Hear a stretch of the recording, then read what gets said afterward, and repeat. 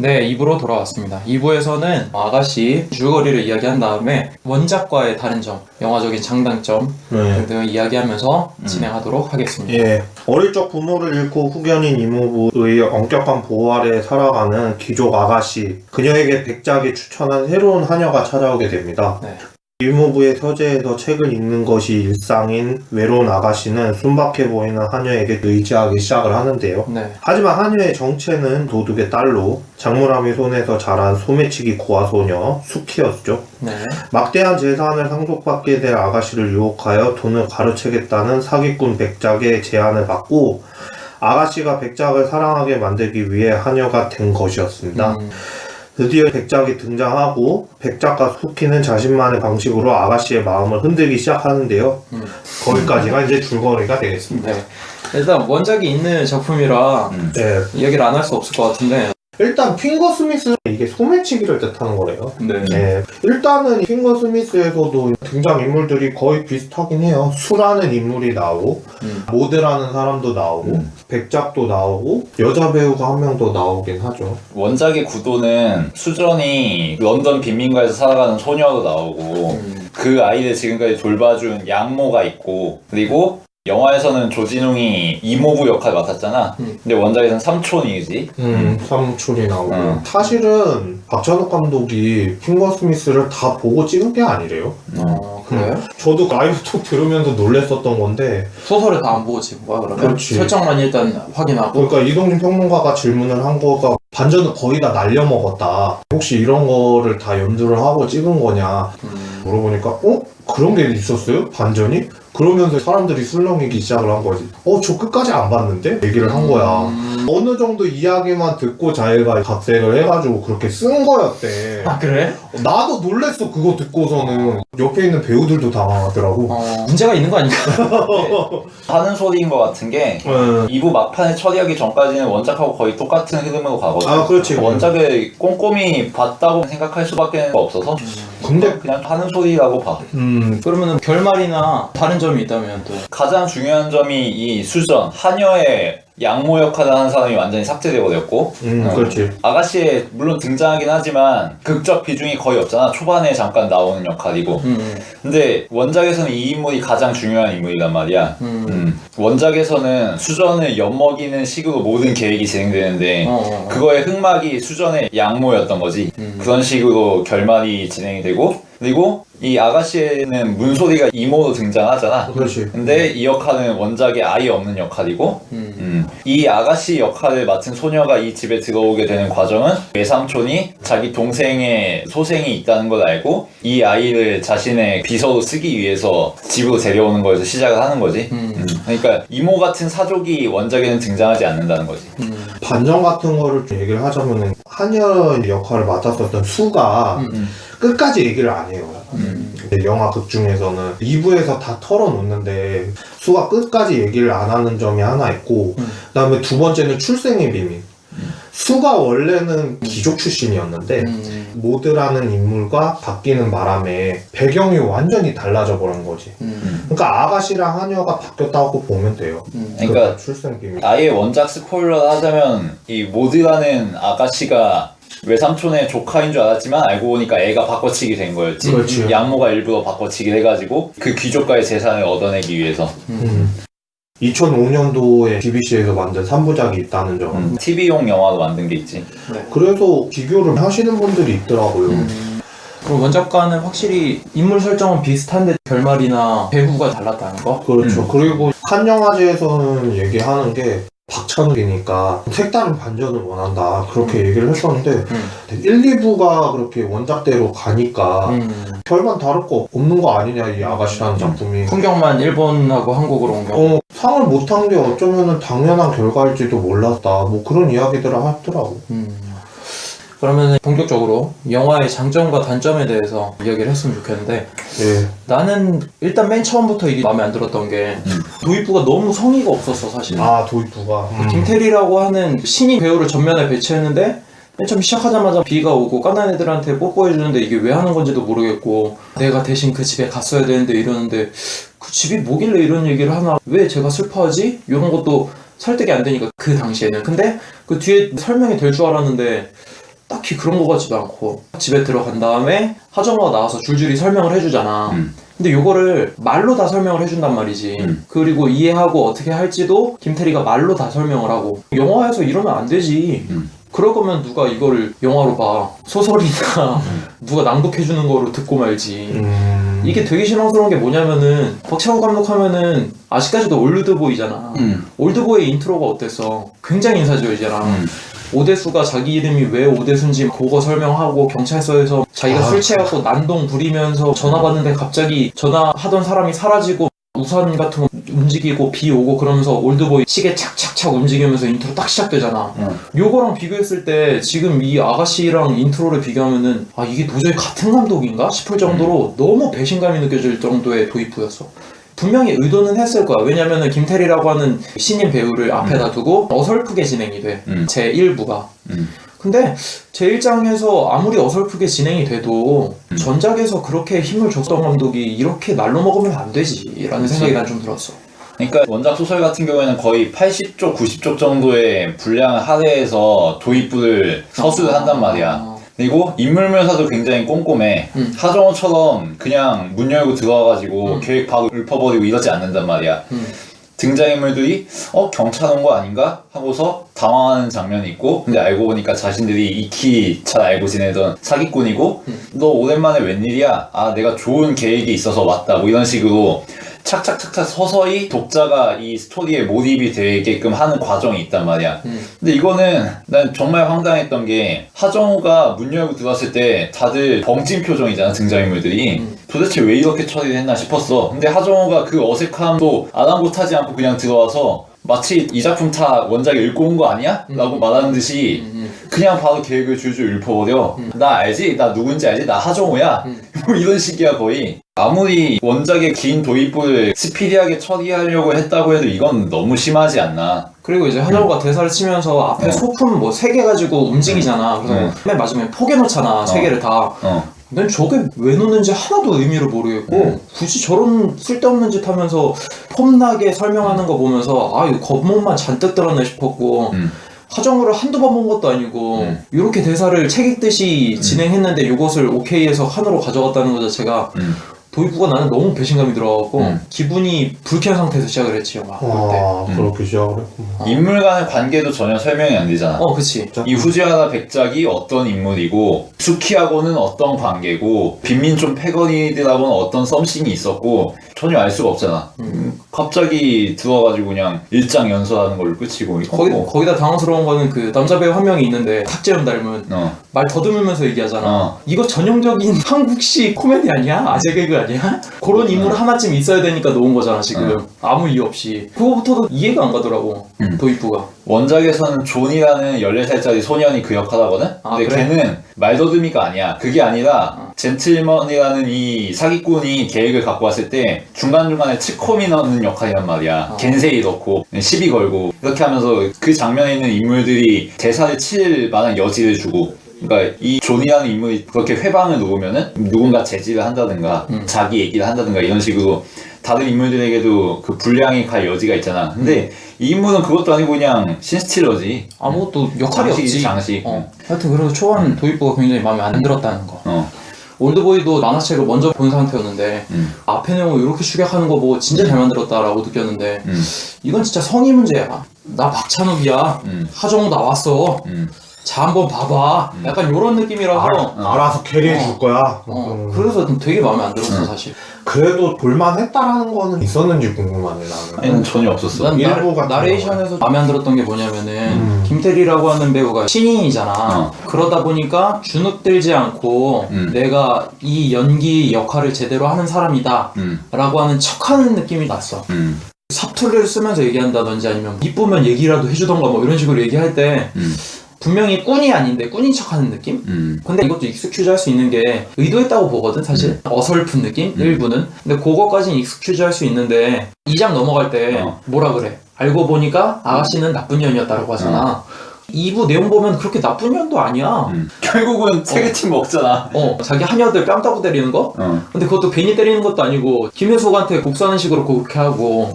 그리고 이 수키를 내가 등쳐먹어야 되는데 이 하녀들 때문에 수키가 나가버리면은 계획이 무산되니까 때리는 거. 합리적인 이유로 때리는 거지. 그러니까 이게 원래부터 나쁜 년이었다. 요거 말 자체가 그냥 낚시지 낚시. 낚시지. 사실 그러니까 그렇게 할 거면은 나쁜 년이었다고 얘기를 하지 말던가. 그거에서 기분이 나빴지. 그런 식으로 낚시할 건 아니니까.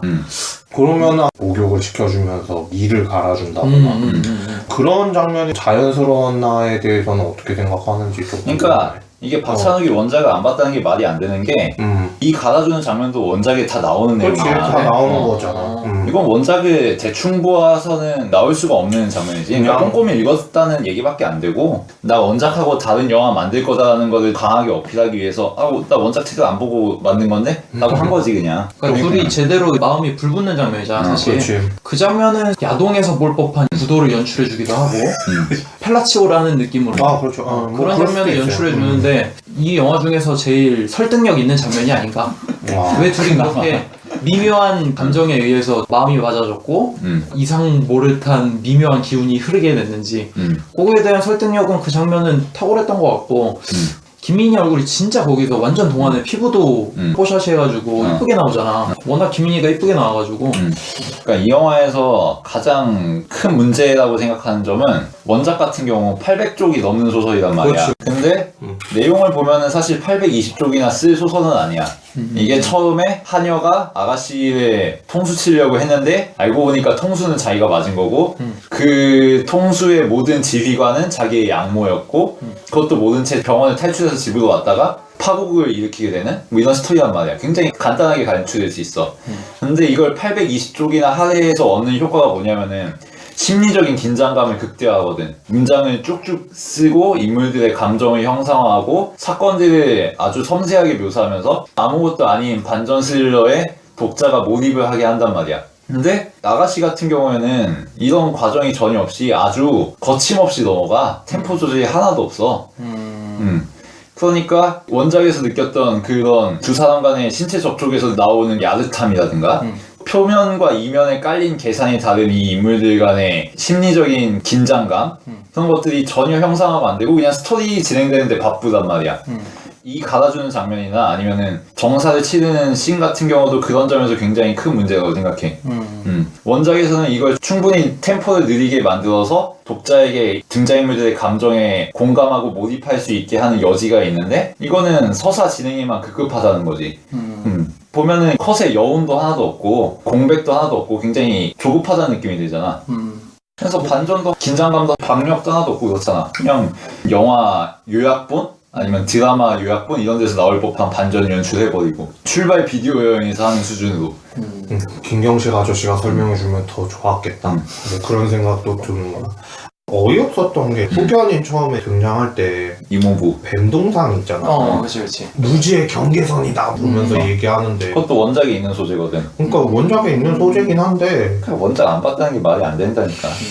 왜 넣었을까? 뱀동상을 왜 저쪽에다가 놓고 저지랄을 할까? 그렇게 봤었단 말이야. 후견인을 첫 등장하는데 저거부터 넣는 게 말이 되나? 전에 몇 장면을 주던가 그 후견인에 대해서도 별로 설명이 잘 되어 있다고 생각하지는 않거든. 그래도 나는 장점으로 본 거는 정말 미술은 아름다워요. 그냥 이뻐요. 그러니까 이야기적인 요소는 물론 짧게 스멀스멀 나오기 시작을 했지만 이미지적인 부분에 있어서는 탁월했었던 것 같아.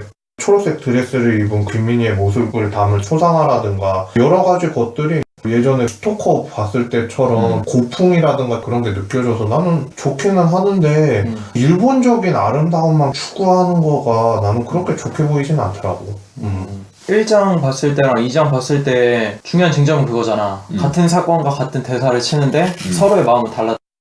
1장에서는 관객들이 웃는 부분들이 하정우하고 하녀가 티격태격하는 부분이라든지 하녀가 점점 아가씨한테 마음이 가가지고 어찌할 바를 모르는 그래서 안타까워하는 마음이 같지만 알고 보니까 자기가 당한 사건이었다는 거. 그래서 2부에서는 차근차근 새로 짚어주잖아. 근데 여기서 또 나쁜 년이라고 분명히 했거든. 근데도 불구하고 한 30분 채 지나지 않아서 왜 김민희가 처음에 한여를 골려 먹으려고 하다가 다시 둘이 합치게 되었는지 그거에 대한 설명이 2장인 거잖아. 혼란스러운 거야 보면서. 그러면은 한여에 대해서 슬퍼야 되나 말아야 되나 지금 뭐 어떤 마음을 가져야 될지 애매한 거야. 그 다음에 중간중간에 어설픈 장면들이 있어. 예를 들면은 미술 수업을 하잖아. 하정우가 느끼하게 다가가니까 한여가 으악 하잖아. 근데 그거를 둘이서 쳐다보잖아. 그러고 넘어간다든지. 그런 거 진짜 그냥 아재 개그스러운 그냥 넘어가는 거지. 영화의 품격을 정말 바닥으로 떠쓰여 버리지. 그리고 나서 한여랑 백작이랑 와가지고 백작 거기 만지게 하면서 얘기하는 데 있잖아. 근데 옆에 있던 김민희가 알고 보니까 풋 하고 웃잖아. 그런 장면도 너무 격 떨어지는 장면이잖아 사실. 뭐 연기라고 얘기할 수도 없는 거지 그거는. 설정 자체가 유치하잖아. 이상하다 싶었고 분명히 그렇게 독한 마음을 가진 아가씨였는데 알고 보니까 사랑을 하게 됐고 배신감을 느껴서 자살 시도를 하고 그런 장면들은 템포를 조절하지 못하지 않았나. 박쥐에서 갈증을 느끼던 두 사람의 모습을 표현했던 박찬욱은 어디 가고 이야기 진행하는데 급했던 박찬욱이 나오니까 내가 알던 그 완급 조절을 잘 하시던 박찬욱은 어디 가셨지? 라는 느낌이 너무 들더라고. 이건 연기의 문제가 아니야. 아무리 봐도. 그리고 원작 같은 경우에는 아가씨와 한여의 이끌림 같은 경우 예기치 않은 일이란 말이야. 본인들도 각각의 속셈이 있고 서로를 등쳐먹으려고 하는 상황에서 어쩌다 보니 눈이 맞은 거지. 특히 키스를 한여가 아가씨에게 가르쳐주는 그 장면에서. 근데 서로 예기치 않았고 계획한 것도 아니었고 이렇게 되면 안 되는 거잖아. 나는 이 상대방을 등쳐먹어야 된다는 계산이 깔려있는 상황이니까. 그러니까 서로 혼란을 느끼고 당혹스러워하고 수줍어한단 말이야. 당연히 정사를 나누면서 말도 그렇게 많지 않지. 그리고 정사 장면도 노골적으로 묘사되지 않아. 그리고 정사가 끝난 이후에 일상으로 돌아와서 둘은 오히려 서먹해져. 마치 이 일이 없었던 일인 양 처신하려고 하고. 이게 자연스럽잖아. 그러면서 이 둘의 로맨스와 스릴러가 공존하게 되는 거고. 근데 아가씨 같은 경우에는 저급한 게 아니 나는 깜짝 놀랐어. 김태리가 대사 치는 거 보면은 아가씨 가슴이 너무 귀여워요. 뭐 아무것도 모르시면서 왜 이렇게 잘하세요? 타고나셨나봐요. 이런 대사 치잖아. 야 이거는 레즈비언 영화가 아니라 그거지. 성인 포르노 소설 작가가 레즈비언 물, 백합물 이런 거 쓴 그런 소설 느낌인 거지 거의. 이거는 야동 이상이 될 수가 없는 수준인 거고 원작에서 있었던 그런 긴장감과 심리를 자극하는 스릴 넘치는 로맨스 이런 건 이미 사라졌고 그냥 아저씨가 바라보는 레즈비언 판타지 이것만 나온 거지. 배드신 이야기가 나와서 그런데 또 하나 짚고 넘어갈 부분이 노출 수위를 그렇게 거론을 많이 했단 말이야. 오디션이고 뭐 한국 영화의 최고 수준이 될 것이다 이런 식으로 얘기를 했었는데 그게 충격적이었다? 뭐 그 정도까지는 아니거든. 국제영화제 가서 난 더 충격적인 걸 많이 봤다니까. 그런 정도는 아닌데 한국 영화로서는 그래도 동성애적으로 다른 작품들 중에서는 높았던 게 아닌가라는 생각은 들어. 이게 문제가 있는 게 언플 중에 하나가 아가씨의 노출 수위가 너무 심각하게 높아서 해외 언론이나 깐에서 호불호가 갈리는 거다. 아 그런 언플들이 있었냐? 노출 수위에 거부감을 가진 해외 평론가들이 많다. 이런 식의 언플이 있었단 말이야. 박찬욱이나 배급사 쪽에서 뿌린 건지 아니면은 언론들이 설레발던 건지는 잘 모르겠어. 아무튼 근데 그런 게 있었다고. 그리고 사람들은 그거에 낚였지. 근데 또 낚였어. 정작 영화를 보면은 물론 노출 수위가 낮은 편은 아니야. 근데 보면서 거북할 수준은 아니라고 생각하거든. 그 정도 노출 다른 영화에도 굉장히 많잖아. 19금 딱지 붙은 것들은. 이 정도면 그냥 통상적인 수준이고 노출이 심해서 깐에서 호불호가 갈리니 그런 언플을 했는지 이해가 안 돼. 노출이 나오지 않아도 되는 영화 아닌가? 라는 생각이 들어. 오히려 그치. 노출이 안 되면서 사람들 더 궁금증 불러일으키게 하면서 그 예기치 못하게 둘이 사랑을 하게 됐는지 그 표현이 훨씬 중요한 거지.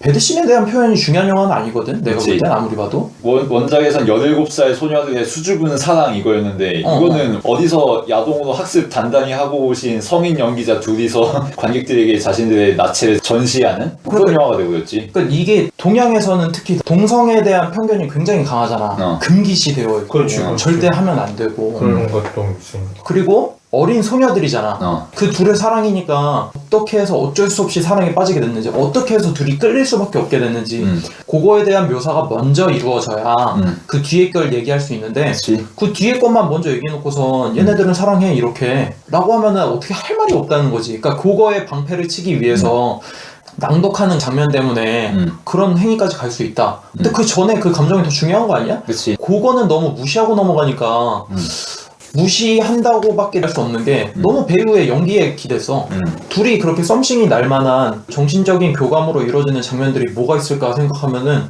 어머니 돌아가신 거 그것 때문에 위로의 말 건네는 거 그거 정도 말고는 사실 없거든. 근데 그거 한 장면 가지고는 가뜩이나 동양에서의 동성애인데 그렇게 쉽게 이루어질 수가 있는 건가? 거기다가 하녀와 아가씨인데 거기다가 일제치하니까 다른 감정이 또 섞일 수가 있는 그치. 거잖아. 내지인과 조선인의 간극이 있지. 그런 거는 싹 다 무시하고 그냥 얘네들이 눈 맞았어. 이빨 갈아주다가 아니면 어머니에 대한 위로 해주다가 그리고 아가씨는 정신이 원래 이상해서 아무것도 모르는 사람이기 때문에 그럴 수도 있어 라고 1부에 깔아놓고 2부에서는 정작 그렇진 또 않았잖아.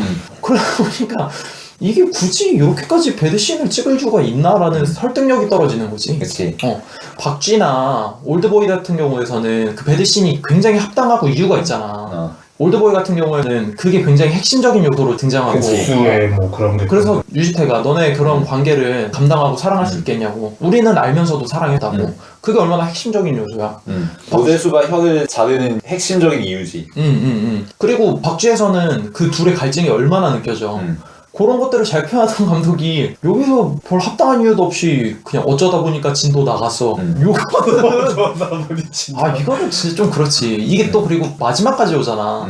이런 걸 봤을 때는 정말 캐롤에 비하면은 얼마나 여성들의 사랑의 심리를 허투루 지나갔나 그런 걸 볼 수 있지. 끝과 시작이라는 작품도 있었는데 그런 작품들에 비하면은 그리고 더 얼척이 없었던 거는 배드신보다도 하정우가 엉덩이 깐 게 더 섹시했다 뭐 이런 반응들이 있어가지고 그거 보면서 영화를 어떻게 보신 거지? 그리고 이 영화는 깎아먹을 요소가 너무나도 많은 영화인데 그 중에 하나가 뭐냐면은 하녀가 잡혀 들어가잖아 정신병원에. 근데 화제인 척해서 빼내오잖아. 그 장면 너무 어설프잖아 사실. 그치. 너무 우스꽝스럽고 그렇게 해서 그 사람들이 역할이 있어? 없어. 없지. 초반에 등장인물 설명할 때 잠깐 나오고 끝에 하녀 도와줄 때 잠깐 나오고 그나마도 말더듬이 남자는 거기서도 깨알 개그 치고 넘어가잖아. 그치. 이게 뭐야. 그리고 하정우가 마취 된 다음에 수면제 때문에 엎어진 다음에 일어났을 때 팔로 고개 기대면서 저기 바지 좀 주워달라 그러잖아. 그것도 너무 격 떨어지는 개그잖아. 이런 거는 진짜 마이너스 요소지. 그리고 아주 결정적으로 이 영화에서 휘발되어 버린 게 공간감이야, 공간감.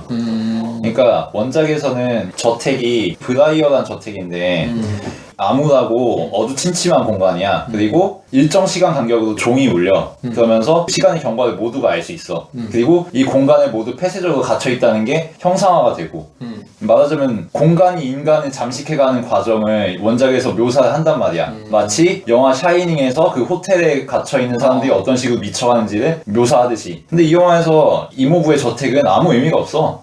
고전미 있는 가옥 이상도 이하도 아니지. 원작에서 갖고 있던 그런 폐쇄적인 공간감 같은 거는 찾아볼 수가 없고 그만큼 미스테리할 것도 없고 팽팽할 것도 없고 아주 평이한 스토리와 서사 전개가 되는 거지.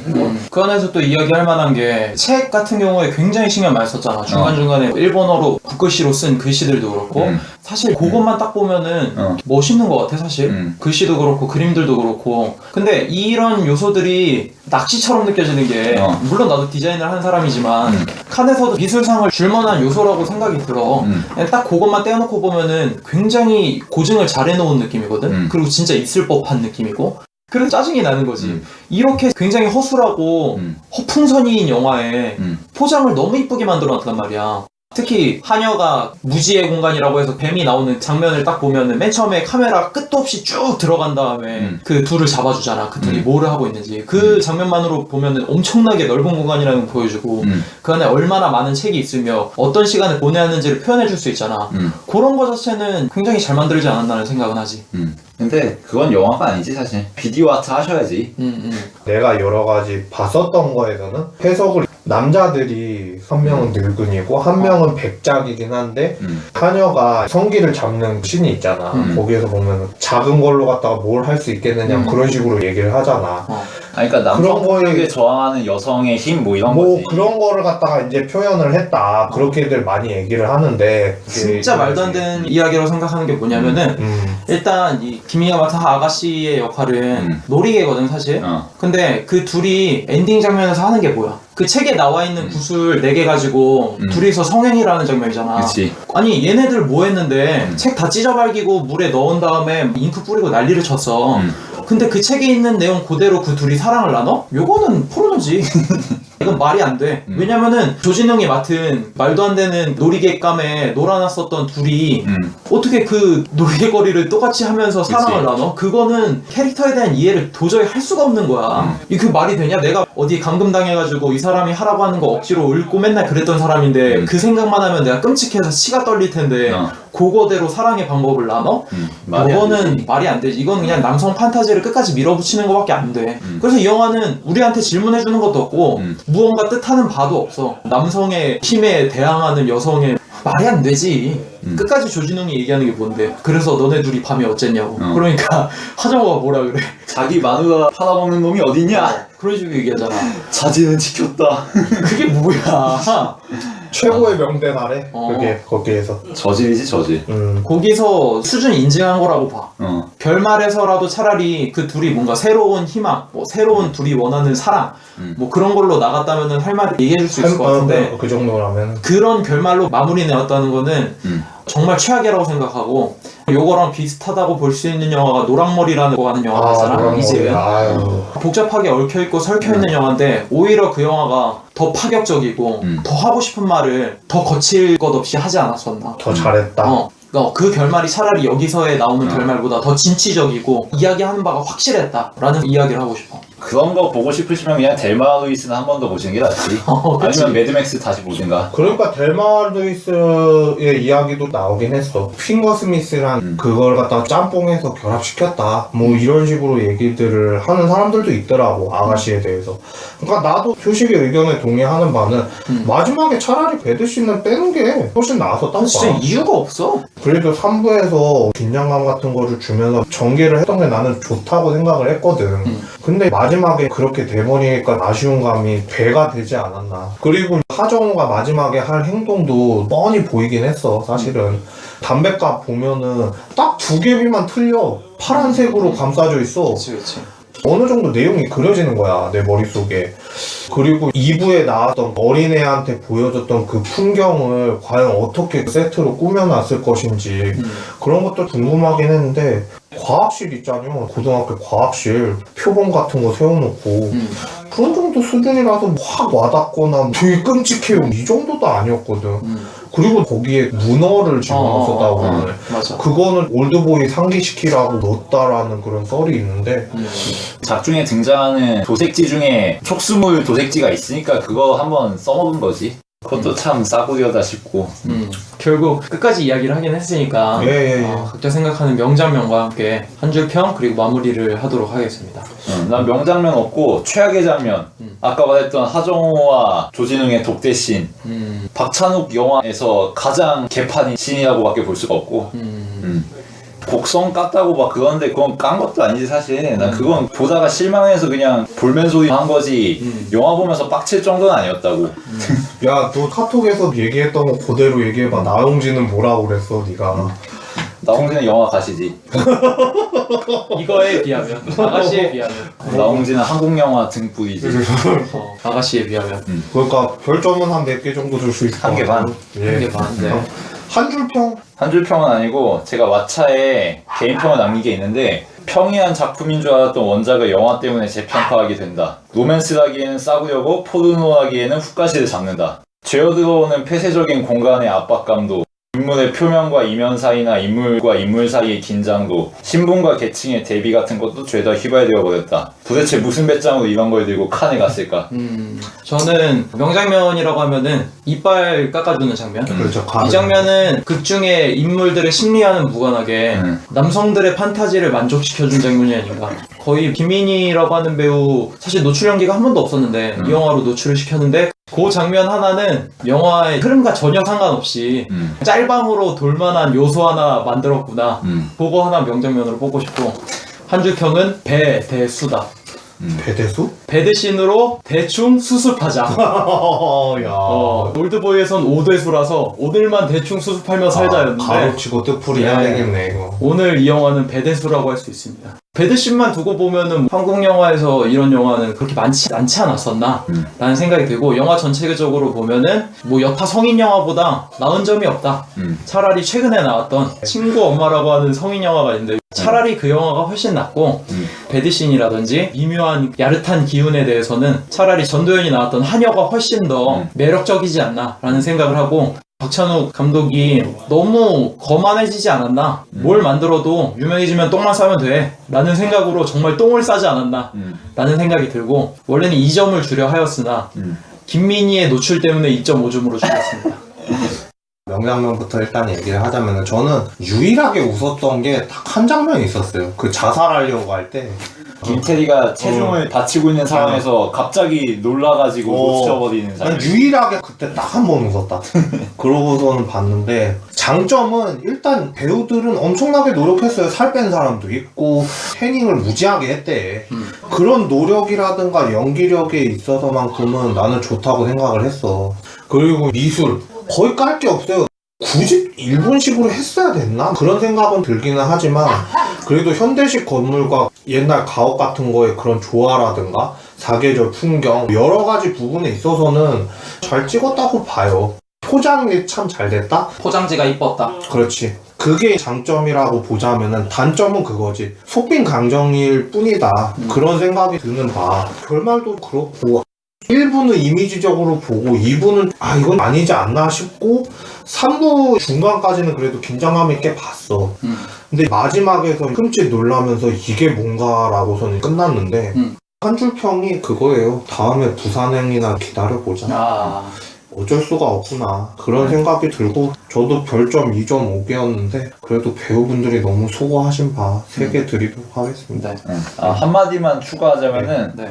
레즈비언 간의 로맨스를 기대하시는 분들은 그냥 캐롤 2번 보시고, 배드씬 거하게 찍는 거 보고 싶으신 분들은 갓답을 2번 보시고, 가장 따뜻한 색이블루.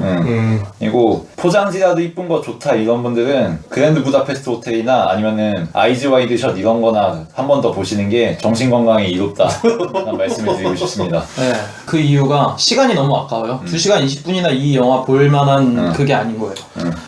제가 라이브 톡에 시간 투자한다고 시사회를 버린 게 정글북을 하나 버렸고요. 그 다음에 4DX로 볼 수 있는 게 하나 있었는데 그것도 하나 버렸어요. 그리고 나서 제가 아가씨를 본 거였는데, 네. 표식이랑 저랑 극장에서 봤는데 엔딩 크레딧 뜨자마자 사람들이 다 나가는 거 있지. 일단 사람들은 다 느끼는 거야, 이게 얼마나 영향가 없는지. 네. 중간에 나가시는 분들도 있었어요. 사실은 제가 이번 주에 아가씨 포함해서 한국 영화 3편 봤거든요. 네. 굿바이 싱글이라고 이번에 코미디 영화 개봉하는 게 있는데 그거보다도 못한 것 같아요. 그렇게 웃기진 않아요. 김혜수랑 마동석 나왔던 그런 영화인데, 그래도 난 그거보다도 못한 것 같고, 제가 따로 또 한 편 본 게 80분짜리 영화 양치기들이라고 있는데, 네. 그거는 거짓말이 거짓말을 낳는다라는 주제가 명확해요. 뻔하게 저는 갈 줄 알았는데 결말이 신선해서 저는 오히려 그 작품을 추천해주고 싶네요. 네. 사실 박찬욱 감독님을 다뤄달라고 하셨던 분도 계셨는데 혹평만 하게 돼서 매우 유감스럽고, 저희도 이런 영화를 보게 돼서 굉장히 유감스럽다는 점. 그래도 저는 장점을 안 얘기한 게 아니에요. 난 분명히 정리해서 다 얘기를 해드렸습니다. 4시간. 알겠습니다. 배우들의 연기가 베스트로 나올 수 있을 여지가 하나도 없었다는 점이 제일 아쉬웠습니다. 왜냐면은 안 되면 연기력으로 커버해야 되는데 이건 연기력이라고 할 수 있는 여지도 안 줬으니까. 그러니까 배우 연기도 사실 감독발이 제일 중요하지. 그쵸. 명주군도 얘기했듯이 다음번에 부산행이 나올 텐데 그거까지 아닌 것 같다라는 생각이 들면 당분간 저희 영화계에선 한국 영화 최신 개봉작은 이야기 하지 못할 수도 있는 사태가 우려되어 있는 바, 이 점 참고해 주시기 바랍니다. 왜냐면 너무 많이 당했어 지금. 엑스맨도 별로로 봤고 다른 것도 별로로 봤긴 했는데 그래도 이거는 낫겠지. 그 시간을 내서 내가 가서 라이브 톡을 들어가면서 그렇게 했는데 돌다리도 두들겨보고 가야 되는 게, 내가 먼저 보고 얘기를 해줬어야 됐는데. 돌다리가 좀 이뻤는데. 돌다리가 좀 이뻤는데 맨들맨들했는데 제가 미끄러졌네요 거기서. 교훈 하나 있다. 간접 흡연이 이렇게 무섭습니다, 여러분. 지하실에 창문 하나는 달아야 합니다. 진짜 어처구니가 없지. 그래도 나는 맨 마지막 게 최고였던 것 같아. 거기는 지켰다. 그 장면도 진짜 너무 맥빠지는 게, 내가 알던 오대수가 이빨 하나하나 뽑아가면서 진짜. 생리를 뽑아가면서 사람들의 상상력을 자극시켰던 그 감독이 연출하는 게 맞나 싶을 정도로 밍숭맹숭 넘어갔지. 네, 하여튼 오늘 저희가 다룬 박찬욱 감독의 작품 아가씨였습니다. 다음 주는 정글북으로 만나 뵙도록 하겠습니다.